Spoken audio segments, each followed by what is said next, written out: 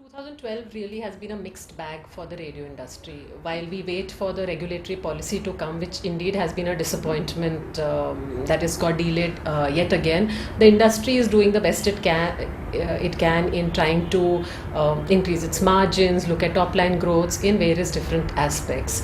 Some of the things that Radio City has done and the industry is doing is set up alternate businesses. For example, the activation business, which is slowly and surely growing for all of us, where we are able to use radio in conjunction with on ground to increase revenues for us and provide solutions to our clients. We are also looking at growth in digital and on internet radio, where because of regulatory constraints we are not able to offer multiple genres on terrestrial radio. So we are trying to shift that focus onto internet. And Radio City, for example, has set up niche streams on internet radio on planetradiocity.com. For example, a devotional band or a independent artist band, and that is one way in which we are looking at growing listenership and revenue for ourselves.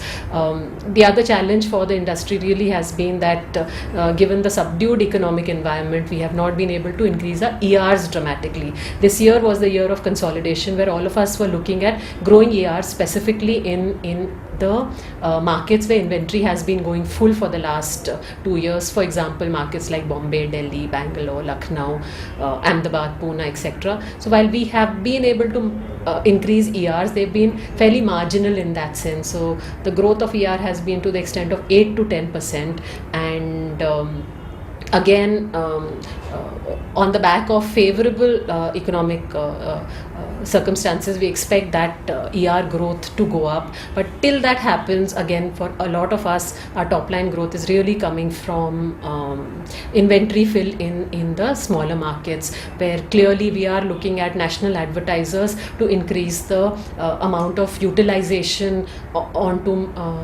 the second tier markets like Surat, Baroda, Ahmednagar, Coimbatore, etc. So specifically for Radio City, our growth really has come from clients who have increased their spend on radio by taking more markets. So if they were spending their advertising rupee on 4 to 5 metros, they today are using 7 to 10 markets. And indeed, that is one silver lining for the industry and for Radio City specifically, that the advertisers who believe in radio are increasing their spend. So the advertisers within a category who spend more on radio are spending close to 8% of their advertising dollar on radio, by using more and more markets, by using more innovative solutions, by using activation plus radio plus digital in combination. So that clearly is a silver lining. I think the fact that radio is remaining a 4% share of the advertising pie is not really a reflection of how the